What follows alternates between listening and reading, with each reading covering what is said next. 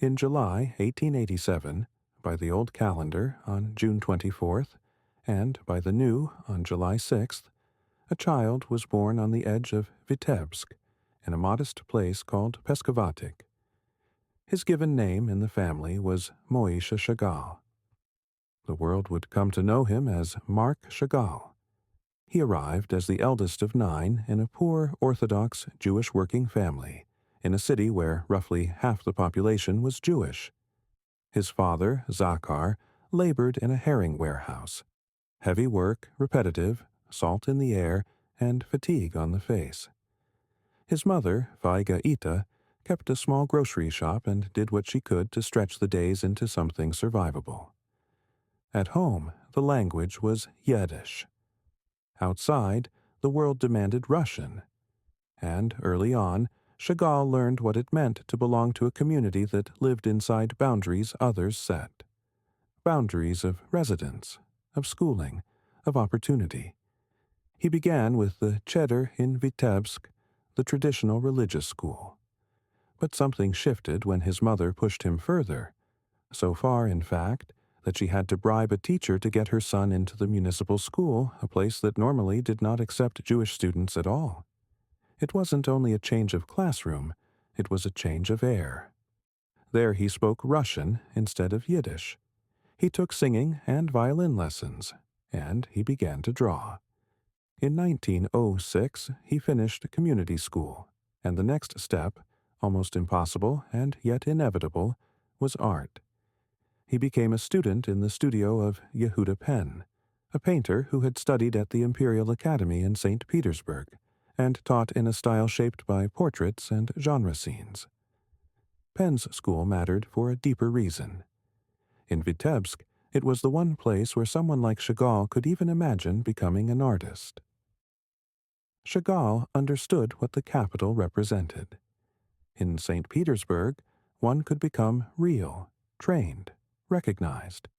But for Jews, St. Petersburg was not simply a destination. It was a door that opened only if you had the right papers, and even then, it could slam shut without warning. He went anyway. He later described himself leaving with a small sum, 27 rubles, the only money his father ever gave him for a journey, disappearing toward St. Petersburg, young and determined. In the winter of 1906 to 1907, he arrived with a friend, Victor Mikler, and tried for the academy. He failed the entrance exam, but failure didn't send him back. It only redirected him. He trained under Nicholas Roerich at the School of the Imperial Society for the Encouragement of the Arts, then spent time at a private school, and began producing work that would stay with him. Among them, a stark black-and-white painting, The Dead, a piece that would be shown again and again, as if it carried something essential from his early years. From 1908 to 1910, he studied at the school of Elisaveta Zvanseva, where Leon Bakst opened his eyes to newer painting. In those years, Chagall moved between two pressures: the need to master technique and the desire to paint a world that belonged to him alone. And in Vitebsk, during visits back, he met Bella Rosenfeld. She would become far more than a wife. She would become the figure who moved through his work like a private constellation. Love, memory, and the idea of home, all at once. In September 1910, Chagall left for Paris. He paid for the journey with the sale of 2 paintings and a small scholarship from his patron, Maxime Vinaver. For him, Paris was not only a place on a map, it was a promise, an idea that art could breathe freely. He took his first studio near Gare Montparnasse, on Impasse du Maine, today Rue Antoine Bourdelle. He hoped other Russian artists in Paris would help him find his footing. The irony was that Russian art had found a stronger resonance in Paris than in Russia itself. At first, he struggled. The distance from home felt brutal, like separation from the soil that had fed him. Yet Paris began to transform from an exile into a second homeland. He would later say that the roots of his art were in Vitebsk, but Paris was as necessary to his art as water is to a tree. He made nude studies, works like Reclining Female Nude and Red Nude, and attended evening sessions in private academies. He moved around the city like someone collecting sparks, galleries, museums, the shock of seeing originals by Gauguin and Van Gogh, the force of color and form in the air. In the winter of 1911 to 1912, he moved to La Ruche, the Beehive, a larger studio in an artist colony founded by Alfred Boucher in the 15th arrondissement. It was a world of international bohemia, a compressed universe of painters and poets. There he met the avant-garde of Montparnasse, Guillaume Apollinaire, Max Jacob, Blaise Cendrars, and painters like Robert Delaunay, Albert Glazes, Fernand Léger, and Amedeo Modigliani. Friendship formed quickly, and with it, recognition of a particular kind. They called him le poète, the poet, because his painting seemed to speak in metaphor, in dream logic, in sudden leaps of feeling. Paris itself mattered, not just for modern art, but as a symbol. The Eiffel Tower appeared again and again in his mind, and later in his imagery, a landmark that, for a man from Tsarist Russia, carried the idea of freedom. He exhibited in the Salon des Indépendants and the Salon d'Automne, and entered the center of French art life. There, he encountered the explosive colors of the Fauvists and the construction of the Cubists. Fauvism felt like a liberation. Cubism intrigued him as a language, something capable, in his view, of expressing the world's magic. But Chagall did not become a disciple. His route into Cubism was not through Picasso, but through Robert Delaunay, whose colors seemed to vibrate with their own electricity. Chagall absorbed, adapted, transformed, taking what he needed to build a world only he could paint. In 1911, he produced Dedicated to My Fiancée, a work whose sexual imagery caused scandal and delayed its exhibition. And in other paintings, he began assembling the Chagall universe, floating figures, reversed logic, village memory, and a sense that the painted surface could be a stage where multiple realities performed at once. Some works from this period were later dated incorrectly by Chagall, an after-the-fact reshuffling of time, as if even chronology could be bent to match the truth of memory. Blaise Cendrars became crucial, not only as friend but as the one who titled several paintings, giving names that framed how viewers entered Chagall's imagery. And Apollinaire, struck by these dreamlike worlds, used the word supernatural, before later shifting toward the term surreal, long before surrealism became a formal movement. Chagall also found a medium that matched his speed of invention: gouache. It was affordable and immediate. He could improvise, revise, create in bursts. He produced hundreds of gouaches and only a smaller number of oil canvases, often prepared through the gouache work first. By 1913, through Apollinaire, he met the Berlin art dealer Herwarth Walden, an expressionist mentor and publisher of Der Sturm. That connection mattered. Walden could open doors beyond France. In 1914, Walden organized Chagall's first solo exhibition in Berlin. Chagall traveled for the opening. He saw the show as a chance at an international breakthrough, and then, on the way back, he decided to stop in Vitebsk, just to see his family, his sister, and Bella.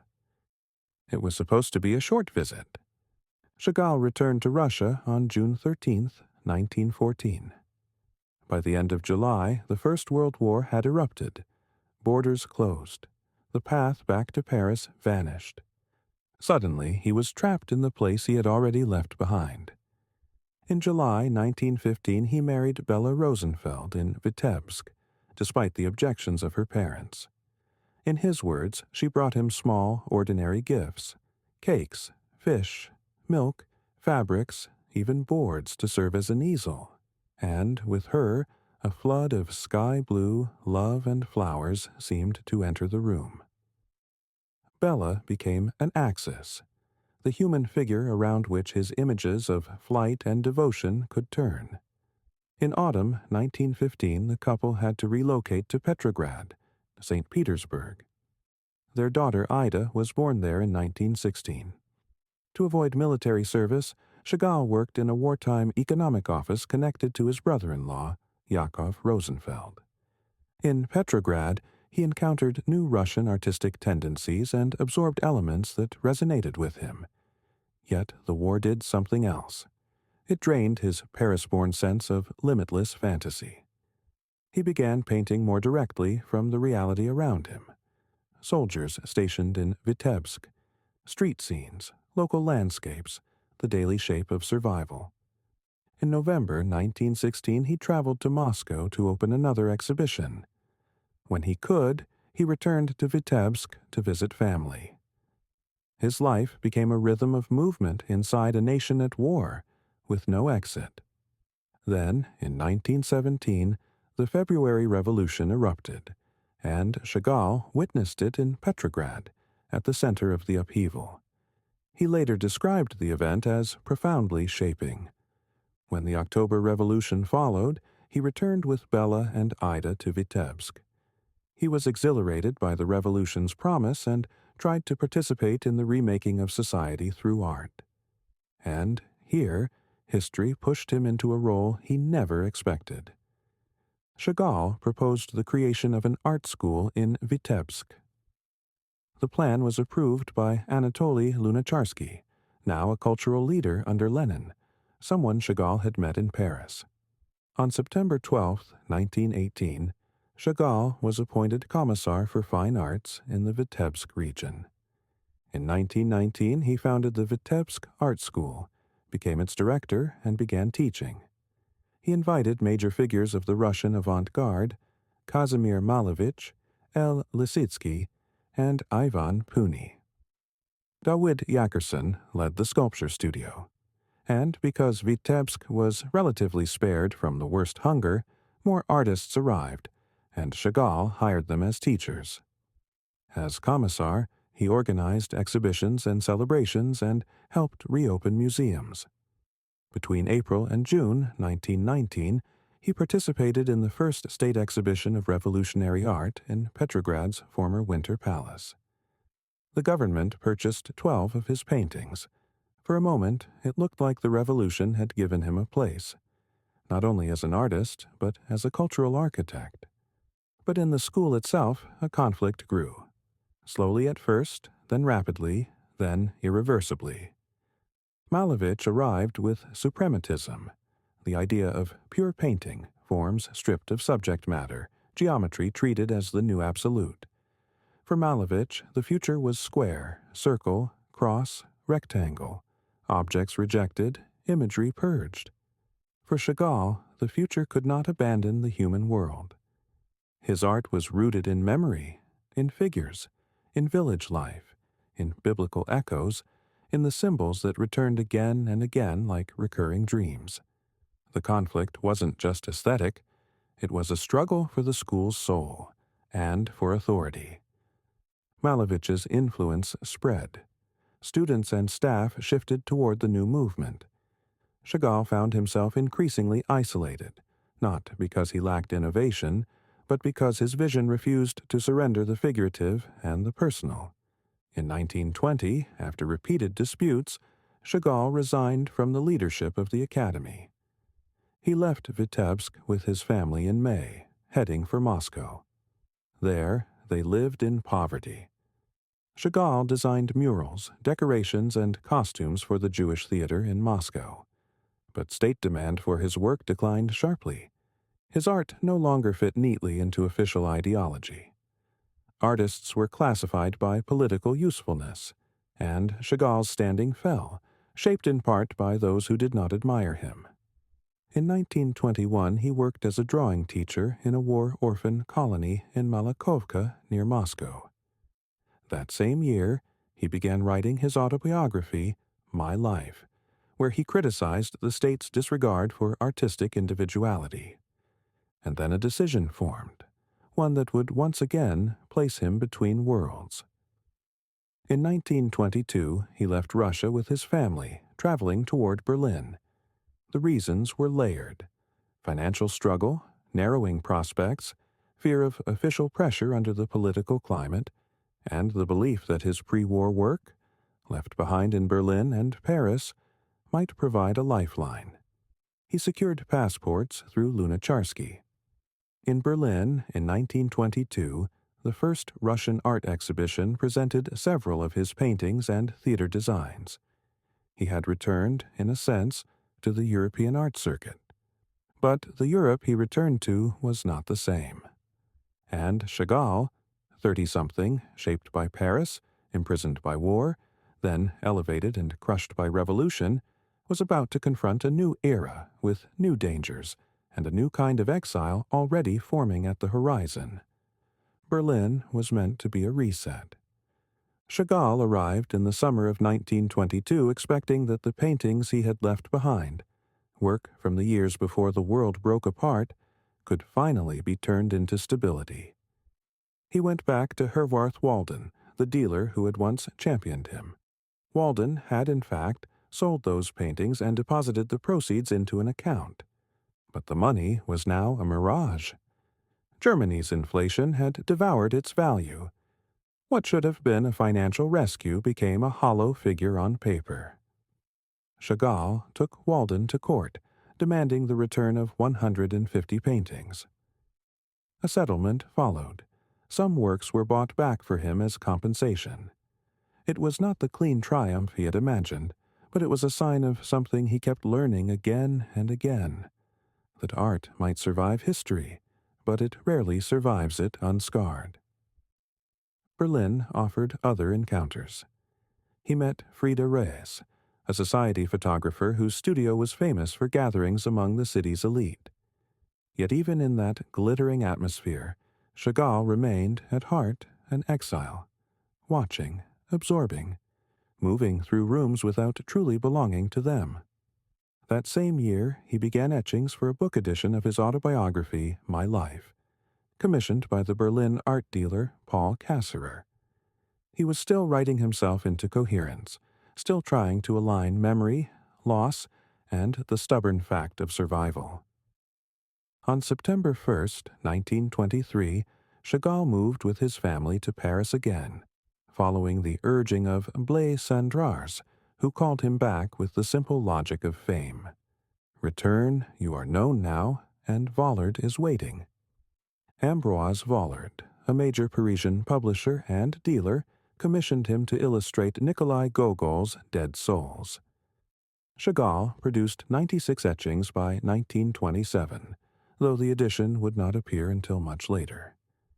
And then came a strange, highly productive form of mourning. So much of his earlier work had been lost to war, to borders, to closed doors and missed returns.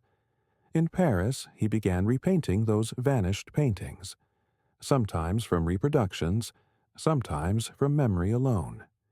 It was not merely an attempt to reclaim income. It was also his belief that each picture carried something inseparable from himself, and that what had been taken away had to be restored, at least in painted form. In 1924, he traveled to Brittany and discovered the beauty of its landscape. That same year, he moved with his family into an apartment on Avenue d'Orléans, an address that carried its own historical echo because Lenin had once lived there. Paris, in other words, was never just Paris. It was always layered with other lives, other revolutions, other ghosts. A first retrospective followed. Vollard commissioned him again in 1925, this time to illustrate the fables of Jean de La Fontaine. In 1926, Chagall did not attend his first exhibition in New York, but the fact of it mattered. His work had begun to travel without him, entering rooms he had not yet entered. That same year, he painted 3 acrobats, his first major circus motif. It was an infatuation with performance, dance, theater, music, an entire world of bodies in motion and danger, smiling as if the air itself could be trusted. Soon, a portfolio of gouaches created for Vollard became known as Cirque Vollard. From 1928 to 1931, he labored on the etchings for La Fontaine. A contract with the art dealer Bernheim changed everything. It freed him and his family from financial anxiety. They moved into a villa and could travel, down to southern France, to Auvergne, to Savoy. It was not just comfort, it was breathing room, the kind that allows work to expand. In 1930, Vollard suggested something that would occupy Chagall for years: illustrations for the Bible. Chagall agreed, and in 1931 he traveled to Palestine, not to take photographs or gather tourist impressions, but to test his internal images against actual landscapes. He went without a camera, even without brushes, intent on verifying ideas rather than collecting souvenirs. He described crowds at the Western Wall, men in colored garments, an atmosphere where despair and joy seemed to exist at the same time. Jerusalem and Saft, hills marked by graves of prophets, these places struck him as both shattering and exhilarating. He would return to biblical themes repeatedly, working across two major periods, 1931 to 1939, and later again 1952 to 1956. In 1932, he traveled to the Netherlands. In 1933, he held his first major retrospective at the Kunsthalle Basel. The next year, he traveled to Spain and painted a portrait of Bella in green. But the 1930s were tightening. In 1935, he traveled to Poland and saw, more clearly than before, that political reality could overpower the private world of painting. There, he felt the threat rising from the Third Reich, not as an abstract headline, but as a force aimed at Jewish life itself. He was shaken by what he saw in Jewish quarters, and by the humiliation inflicted on Jews in public, including a scene in which his friend Dubnow was insulted on the street with brutal anti-Semitic language. In 1937, he lived in Villeneuve-les-Avignon and traveled to Italy. In Germany, his work was targeted. 59 of his pieces were confiscated as part of the seizures associated with the campaign around the Degenerate Art exhibition. The pressure did not make him retreat into silence. It changed his symbols. In 1938, he returned to the theme of the crucifixion, seeing it as the highest symbol of suffering. In The White Crucifixion, he expressed horror at the persecution of Jews and at anti-Semitism spreading in France. By 1939, he was along the Loire and in Provence, and he received the Carnegie Prize. Yet the Nazi persecution of Jews in Europe paralyzed him. In several paintings from around this period, one example being Time is a River Without Banks, he expressed that paralysis through imagery like a pendulum set diagonally in a clock case, time itself appearing to stall as if danger could freeze the world in place. When the Second World War broke out in September 1939, Chagall moved with his family from the Loire to Gordes in southern France, seeking distance from Germany and from the immediate machinery of war. Distance meant the possibility of safety. Possibility, not certainty. Because certainty was disappearing everywhere. In Marseille, in 1941, Chagall was arrested during a police raid. Deportation and delivery to the Germans became an immediate threat. It was narrowly prevented through intervention from the United States. The Vichy regime offered him no protection. The ground had become hostile. Varian Fry, head of the Emergency Rescue Committee, helped secure an escape. With an invitation from the Museum of Modern Art in his hands, Chagall left France on May 7, 1941. On June 10th, he sailed from Lisbon aboard the SS Muzinhodo, the United States. The ship had been chartered by the Joint Distribution Committee for European Refugees. More than 100 children were among the passengers, many of them previously held in internment camps in southern France. Chagall left behind not just France, but an entire continent turning into a trap. In his own writing, he framed the moment with a kind of plea. What mattered was painting, painting unlike what the world made, and he wondered whether God or anyone could give him the strength to breathe into images the breath of the prayer and mourning, the prayer for redemption and rebirth. Chagall arrived in New York on June 23, 1941, one day after Germany invaded the Soviet Union. After a short stay in Preston, he moved into a small apartment in New York City. There he encountered other exiles, Breton, Léger, Mondrian, Masson, artists who, like him, had been displaced by catastrophe. In the summer of 1942, he traveled to Mexico to design sets and costumes for the ballet Aleco, set to Tchaikovsky's music and premiered in Mexico City on September 10th. By the summer of 1943, he was again in the United States, staying at Cranberry Lake in New York State. Although the ocean separated him from Europe, the war still reached him. He painted works on terror and destruction, paintings like War and Crucifixion in yellow. The world's brutality pressed into his imagery. Then, in 1944, came the loss that broke him. Bella died on September 2, 1944, of a viral infection. She had been the inspiration for countless images: wife, beloved, muse, the figure who entered his paintings like a guiding spirit. Her sudden death plunged him into depression. For months he could not paint. He wrote of those American years as a period of global tragedy affecting all people, and yet he said he had been able to draw strength from an atmosphere of hospitality without denying the roots of his art. Still, the absence remained.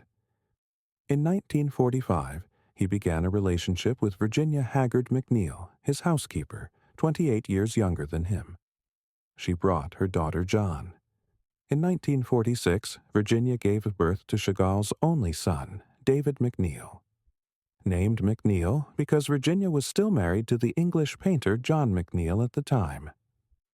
In the spring of 1945, Chagall slowly returned to painting.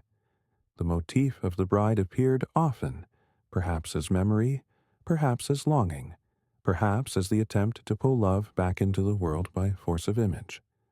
That same year, he designed for Stravinsky's ballet The Firebird at the Metropolitan Opera in New York. In 1946, he had a retrospective at the Museum of Modern Art. In a lecture at the University of Chicago, he described himself as a painter, consciously unconscious, and suggested that art contained doors that did not always need to be forced open with words. Sometimes they opened on their own. And then he found what he had been craving: a quiet place. High Falls, a small village in the Catskill Mountains north of New York City, became his refuge, discovered for him by Virginia. He bought a simple wooden house there, undertook renovations, and felt himself revive. Nature stirred him. The garden, the light, the air. These became catalysts for a new wave of paintings. In May 1946, urged especially by his daughter Ida, who was already sounding out the post-war Paris art market, Chagall returned to Paris briefly. The city's art scene was reawakening. Galleries competing for exclusive rights, friends waiting for him after years of exile. Yet the Paris he found felt unfamiliar. In a letter, he described France as changed beyond recognition, and himself torn. He knew he had to live in France, but he did not want to separate from America. France, he wrote, was a finished picture. America still had to be painted. And when he worked in America, it could feel like shouting into a forest where no echo returned. While in Paris, he met countless people, making it almost impossible to be alone and work. In Paris, he produced sketches in gouache and pastel that would later be gathered into oil paintings in the 1950s as a Paris series. Works such as Pont Neuf, Madonna of Notre Dame, The Banks of the Seine, Quay with Flowers, But despite the artistic stimulus, he felt lonely there. He missed Virginia, the simplicity of High Falls, the life that had allowed him to work without constant interruption. In August 1946, he returned to the United States, and in the renewed studio, under the impression of a blooming garden, he produced many works: Green Dream, Arum Lilies, Bouquet with Flying Lovers, The Beautiful Redhead, Self-Portrait with Wall Clock, The Skinned Ox. The following winter, he painted Resurrection on the riverbank and Lovers on the bridge. In 1947, he had another exhibition at the Musée d'Art Moderne de la Ville de Paris, and others in Amsterdam and London. He also completed The Fall of the Angel, a work begun in 1923, showing a red angel plunging headfirst downward, an image that felt like the century itself, tumbling. After reflection, Chagall and Virginia decided in the summer of 1948 to settle permanently in France with the children. After returning to Paris in August 1948, they lived in Orgeval near Saint-Germain-en-Laye. Exhibitions followed: the Stedelijk Museum in Amsterdam, the Tate Gallery in London. He received his first prize for graphic work at the 25th Venice Biennale. In 1948, lithographs he had begun in New York were published as Arabian Nights. In 1949, he moved to Saint-Jean-Cap-Ferrat near Nice and created murals for the Watergate Theatre in London. He began working with ceramics. A retrospective was held in 1950 at the Kunsthaus Zurich. But the relationship with Virginia began to erode. There were many reasons: slow estrangement, the 28-year age difference, her desire for self-development and personal space, and Chagall's belief that even love had to be subordinated to art. They also moved in different circles. Virginia developed a relationship with the Belgian photographer and musicologist Charles Lierens. In 1952, they separated. Shortly after, on July 12, 1952, Chagall married Valentina Brodsky, called Wawa. She had a strongly positive influence on his productivity. With her, he traveled to Greece to prepare lithographs for Daphnis and Chloe, commissioned by the critic and publisher Teriade. That same year, Teriade published the La Fontaine Fables with Chagall's illustrations. Exhibitions continued in 1953 at the Palazzo Madama in Turin. He painted a series dedicated to Paris, his second Vitebsk, works like the Seine Bridges and the Champ de Mars. He remarked that if viewers found symbols in a painting, it was not necessarily intended, meaning arrived afterward, discovered rather than planned. In 1954, he traveled to Greece again and began work on Daphnis and Chloe, which would be published in 1961. In 1955, he exhibited at the Kestner Society in Hanover. In 1956, in Basel and Bern. In 1957, he opened the Chagall House in Haifa, Israel. The Bible illustrations were published that year by Teriade. He also decorated the baptistry of the church at Plateau d'Assy in Savoy. In 1958, he designed for a ballet production of Daphnis and Chloe by Ravel for the Paris Opera, delivered lectures in Chicago and Brussels, and designed stained glass windows for the Cathedral of Metz.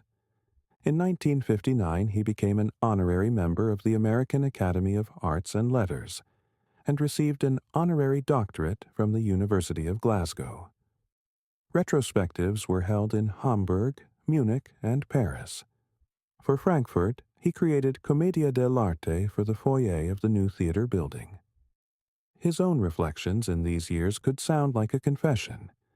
God, perspective, color, the Bible, form and line, traditions and the human, love, security, family, education, the prophets, even life with Christ, all seemed dislocated. Sometimes he was seized by doubt, and then he painted an upturned world, severing heads, breaking figures into pieces, letting them drift through space. In 1960, he produced the first windows for Metz and received the Erasmus Prize in Copenhagen, together with Oskar Kokoschka. In 1961, he was commissioned by the synagogue at the Hadassah University Hospital to create 12 windows. In 1962, he traveled to Jerusalem for their dedication. In 1963, he completed the windows for Metz and became an honorary citizen of Vence.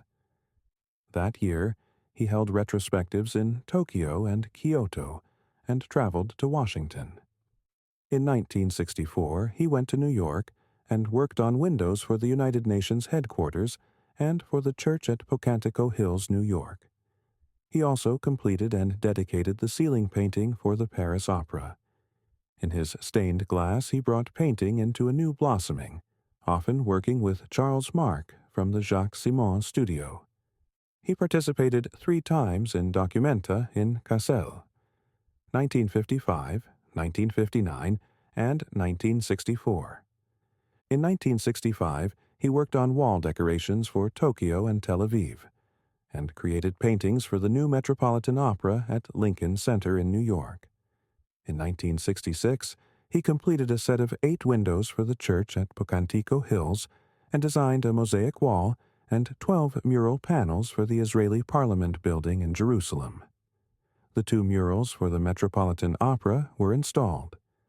He moved that year from Vence into a newly built house in Saint Paul de Vence. He also gifted 17 paintings from his biblical message to the French state. The government decided to build the Musée National Message Biblique Marc Chagall in Nice, which would open in 1973. In 1967, he attended the premiere of Mozart's The Magic Flute, for which he had designed decorations and costumes in 1965. For his 80th birthday, major retrospectives were held in Cologne and Zurich, and at the Fondation Mayet in Saint Paul de Vence. There were also exhibitions titled Message Biblique in the Louvre and Théâtre Chagall in Toulouse.